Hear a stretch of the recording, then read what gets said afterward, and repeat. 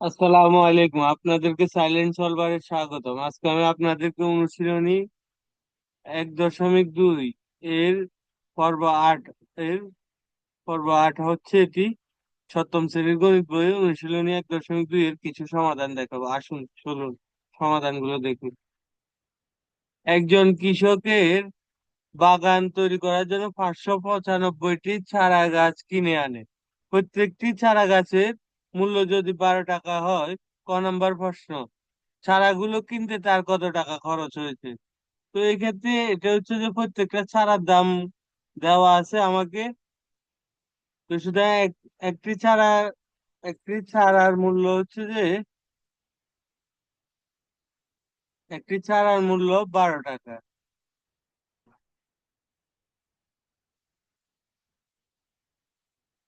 তো সুতরাং আমার 595টি চারার মূল্য কত হবে তা আমরা সবাই জানি। 12 × 595 হবে।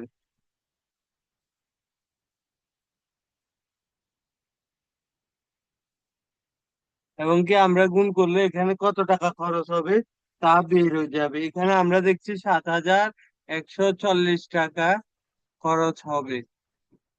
তো সুতরাং আমার এখানে আনসার হবে, এটি হচ্ছে যে আমাদের উত্তর। উত্তর হবে 7,140 টাকা।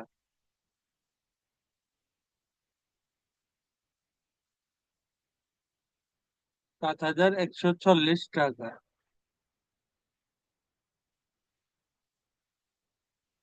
এটি আমাদের ক নাম্বারের অ্যান্সার। এবার আসো আমরা খ নাম্বার প্রশ্নে যাই।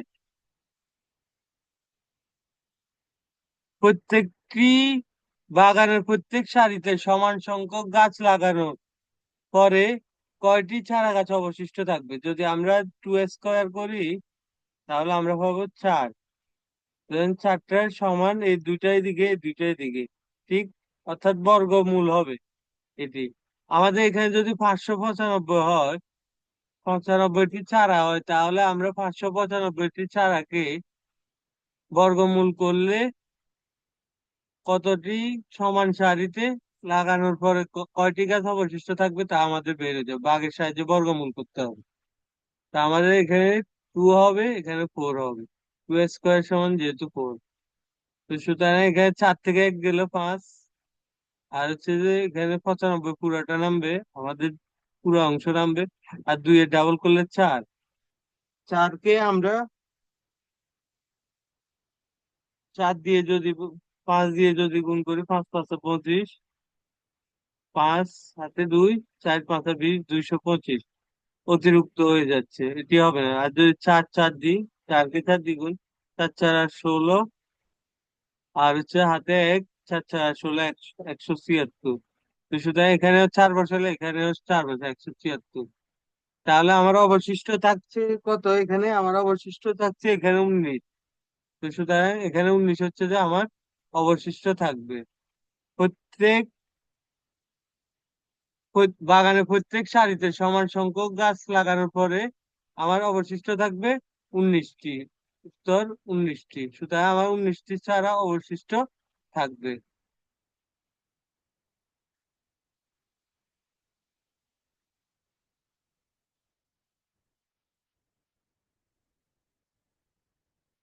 পরবর্তী প্রশ্ন, খরচের টাকার সঙ্গে চারা গাছের সংখ্যার বিয়োগফলের সাথে কোন ক্ষুদ্রতম সংখ্যা দ্বারা যোগ করলে যোগফল একটি পূর্ণবর্গ সংখ্যা হবে?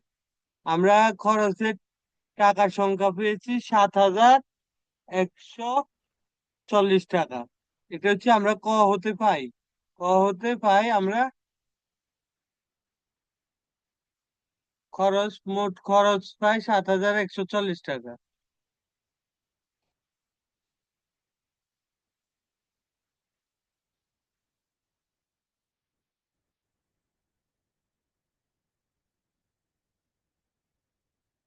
চারা গাছের সংখ্যা আমরা প্রশ্ন থেকে পাই। যেখানে আমাদের দেওয়া আছে প্রশ্ন মতে চারা গাছের সংখ্যা দেওয়া আছে আমাদের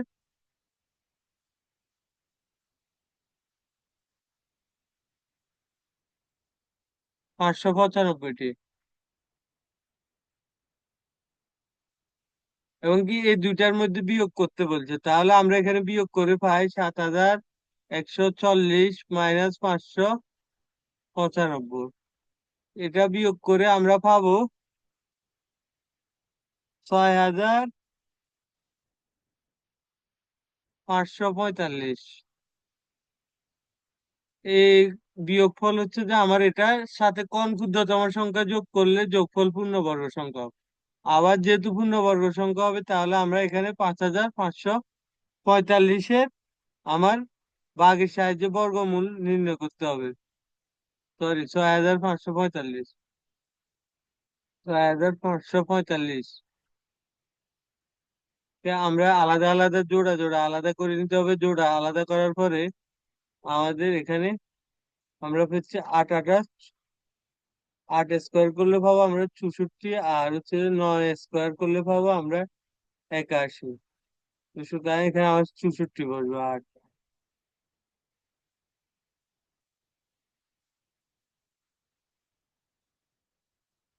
এরপরে আমি এখানে অবশ্যই টেক পাবো, আর এখানে 45 আসতেছে। আর হচ্ছে এখানে 8-এর ডাবল 16 বসবে।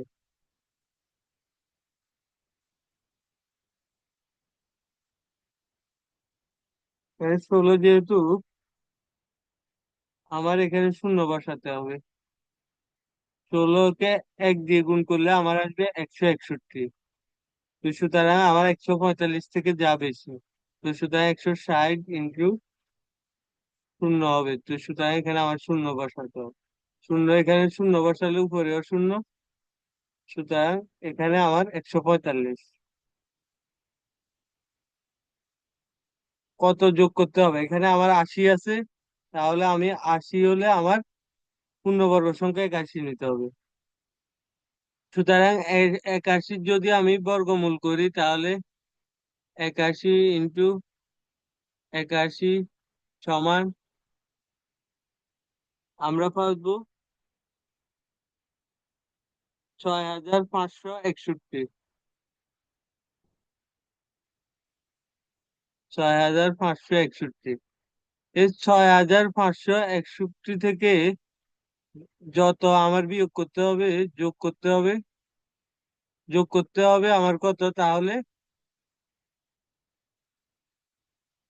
6,561 থেকে আমার 6,561 থেকে আমার 6,545 বিয়োগ দিলে যত থাকবে, তাহলে আমার তা বিয়োগ করতে হবে।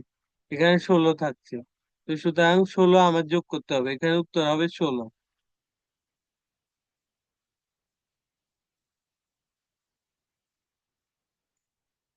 আমি শেষ অঙ্কটা আবার বুঝাচ্ছি। এখানে আমাদের দেওয়া আছে ক হতে প্রাপ্ত, বা আমরা ক নাম্বার থেকে পেয়েছি, মোট খরচ হচ্ছে 7,140 টাকা, এবং চারা গাছের সংখ্যা হচ্ছে 595টা। কিন্তু আমার প্রশ্ন চাইছে এদের বিয়োগফল। খরচের টাকার সংখ্যা ও চারা গাছের বিয়োগফল। বিয়োগফল করলাম, বিয়োগফলের সাথে কোন ক্ষুদ্রতম সংখ্যা যোগ করলে যোগফল পূর্ণবর্গ সংখ্যা হবে। যেহেতু পূর্ণবর্গ সংখ্যায় এসেছে, তাই আমি একে ভাগের সাহায্যে পূর্ণবর্গ বের করলাম। আমি 80 পেলাম, এবং কি আমি 145 অবশিষ্ট পেলাম। 145 যেহেতু অবশিষ্ট পেলাম, আমার 80 এক বাড়াই নিচে 81। 81 আমি বর্গ করলাম, বর্গ করার পরে 6,561 পাইলাম। 6,561 থেকে 6,545 বিয়োগ দিলে 16। এই 16 আমার যোগ করতে হবে যদি আমার পূর্ণবর্গ সংখ্যার সাথে কোন ক্ষুদ্রতম সংখ্যা যোগ করলে এত হবে। তো সুতরাং আমার এক্ষেত্রে ক্ষুদ্রতম সংখ্যা হবে যে 16।